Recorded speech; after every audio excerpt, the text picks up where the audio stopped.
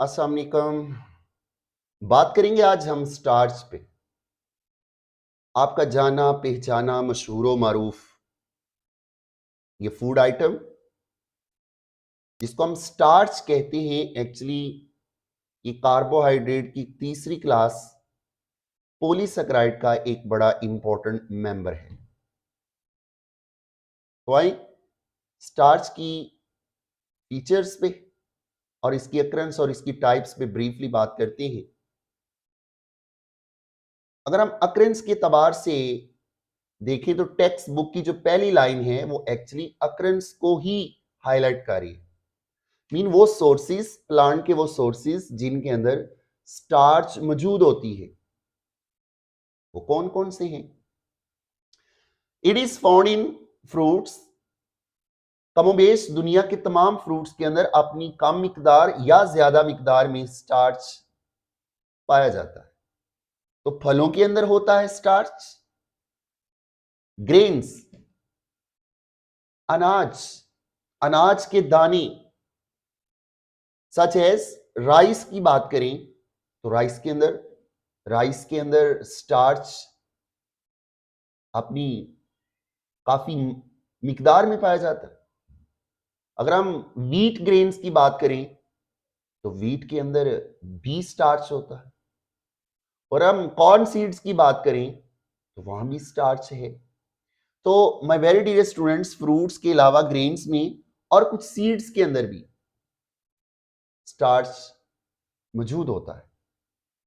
और सबसे ज्यादा याद रखिएगा, सबसे ज्यादा स्टार्च हमें मिलता है ट्यूबर्स में, और वो ट्यूबर जिसके अंदर सबसे ज्यादा स्टार्च होती है दैट इज कॉल्ड पोटैटो, जो कि एक स्टेम ट्यूबर है। तो पोटैटो वो ट्यूबर है, स्टेम ट्यूबर है, जिसमें सबसे ज्यादा मिकदार में स्टार्च पाया जाता है।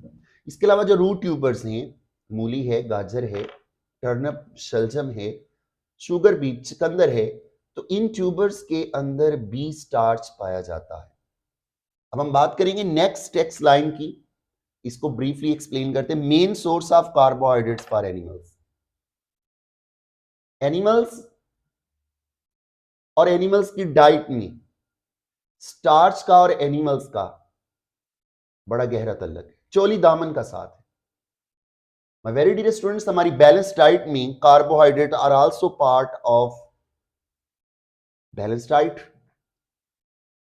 तो हम एनिमल्स, हम इंसान और दुनिया के बाकी एनिमल्स भी जो ज्यादातर कार्बोहाइड्रेट्स लेते हैं, वो कार्बोहाइड्रेट की कौन सी फॉर्म है? वो कार्बोहाइड्रेट की यही फॉर्म है जिसको हम स्टार्च कहते हैं।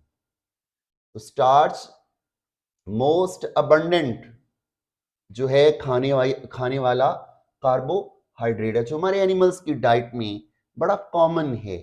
तो main source of carbohydrate for animals, तो इसका अगर ऑब्जेक्टिव आ जाए एमडी कैट के अंदर तो आंसर स्टार्च है। और अगर इसी लाइन को मैनिपुलेट किया जाए, इसको चेंज किया जाए, इसके साथ खेला जाए, तो इससे एक नई लाइन भी डिराइव हो सकती है।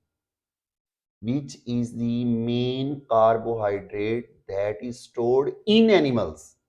तो अगर आ जाए इन एनिमल्स, तो हमारे मसल टिश्यू में और हमारे लिवर के टिश्यू में जो मोस्ट अबंडेंट स्टोरेज पॉलीसेकेराइड है वो स्टार्च नहीं है, वो ग्लाइकोजन। अगरचे स्टार्च स्टोरेज पॉलीसेकेराइड है प्लांट के सेल में, तो प्लांट के सेल में ग्रेन्यूल्स की फॉर्म में अमाइलोप्लास्ट जो हैं उनके अंदर मौजूद होता है। तो अमाइलोप्लास्ट वो प्लास्टिड्स हैं जिनके अंदर स्टार्च ग्रेन्यूल्स की फॉर्म में स्टोर होता है।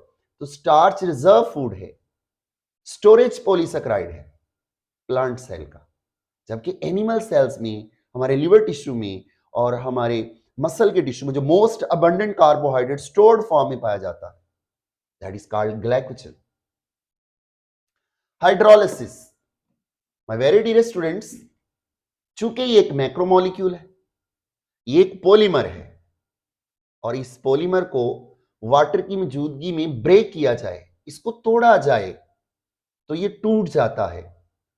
तो चूंकि जिस मोनोमर से ये मिलकर बना जिस मोनोसेक्राइड से ये मिलकर बना वो ग्लूकोज के तो यूनिट्स ही हैं। ग्लूकोज के यूनिट जिस बॉन्ड से आपस में मेकिंग कर रहे हैं, आपस में बंधन बना रहे हैं और आपस में जो लिंक कर रहे हैं, उस लिंकेज का नाम है ग्लाइकोसिलिक बॉन्ड। तो जब हम हाइड्रोलाइज करते हैं स्टार्च को, तो एंजाइम की मौजूदगी में एक्चुअली इस ग्लाइकोसिलिक बॉन्ड की ही ब्रेकेज होती है। तो ग्लाइकोसिलिक बॉन्ड के टूटने से इसके जो रेजिडुअल यूनिट्स हैं, जो ग्लूकोज हैं, वो टूटना शुरू हो जाती है। तो ये बड़ा इजीली स्टार्च जो है हमारी बॉडी में, अगर हम स्टार्च की डिजेशन की बात करें, ओरल कैविटी में स्टार्ट होती है और फिर पाए तक मील तक पहुंचती है स्मॉल इंटेस्टिन। तो हमारी जीआईटी के अंदर स्टार्च का टूटना टिपिकल एग्जांपल है हाइड्रोलिसिस की। तो ये हाइड्रोलिसिस जो है ये एक्चुअली हमारी जीआईटी में डाइजेशन है किसकी? स्टार्च की। तो कंप्लीटली स्टार्च जब हाइड्रोलाइज होता है तो हमें जो चीज मिलती है वो है इसका मोनोमर। वो मोनोसेक्राइड जिससे मिलकर ये बनता है starch, that is called glucose. अब हम बात करेंगे इसकी बेसिक टाइप्स की। ये जो लफ्ज टेक्स्ट बुक में स्टार्चेस है, तो ये इसलिए स्टार्चेस है क्योंकि स्टार्चेस की दो फॉर्म है, इसलिए ये प्लूरल फॉर्म में है। तो starches are of two main types, one is called amylose, the other is called amylopectin. तो इन दो लफ्जों पे बात करते हैं, अमाइलोज और अमाइलोपेक्टिन। इसको अमाइलो क्यों कहते हैं? क्योंकि स्टार्च को यूनानी जुबान के अंदर अमाइलम कहते हैं। तो अमाइलम से अखज है ये दोनों इसकी types, one is called amylose, the other is called amylopectin. अब इसके एंड पे जो ओज आ रहा है इसलिए क्योंकि इसमें जो मेन मोनोमर्स है वो ग्लूकोज। तो इनमें बेसिक डिफरेंस देखते हैं, अमाइलोज और अमाइलोपेक्टिन में क्या डिफरेंस होता है।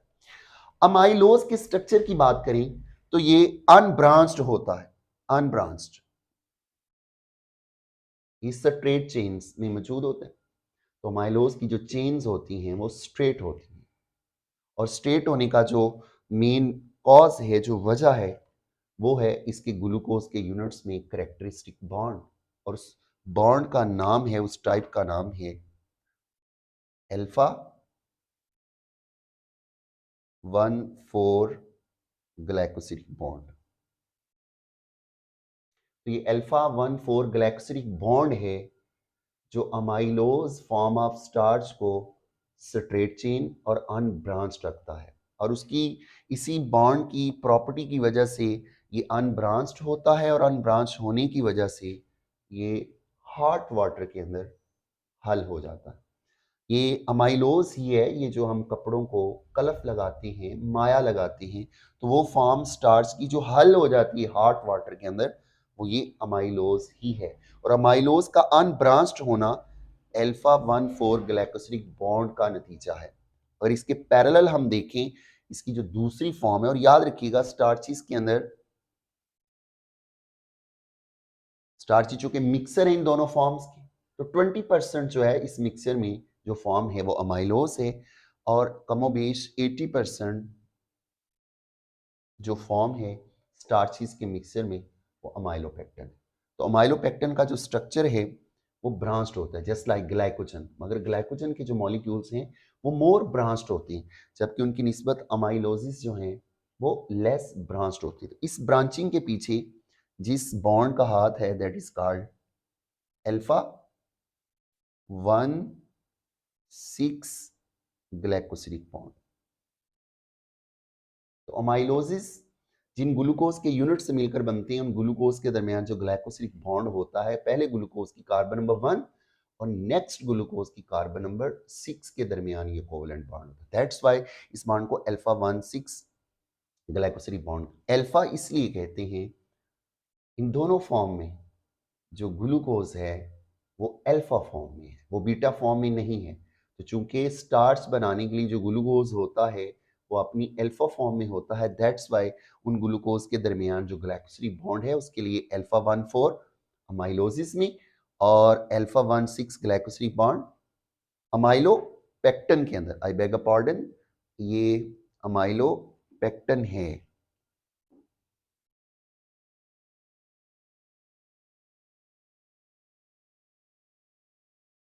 तो माइलोपेक्टिन वो फॉर्म है स्टार्च की जो ब्रांच्ड होती है, ना ये हॉट वाटर में हल होता है ना ये कोल्ड वाटर में हल होता है। तो अगर हम सॉल्यूशन फॉर्म में इसका बायोकेमिकल टेस्ट करें आयोडीन के साथ, तो ये अमाइलोजिस फॉर्म है जो एक्चुअली आयोडीन के साथ अपना ब्लू कलर देती है। तो अमाइलोज जो है वो फॉर्म है स्टार्च की जो आयोडीन के साथ ब्लू कलर इंपोर्ट करती है।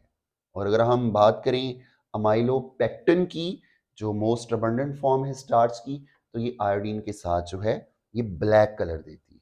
तो ब्लू कलर जो है वो यूजुअली अमाइलोज इंपोर्ट करता है और अमाइलोपेक्टिन जो है वो ब्लैक कलर इंपोर्ट। तो these are the basic features occurrence and types of starches. Next video में हम बात करेंगे ग्लाइकोजन पे। Thank you.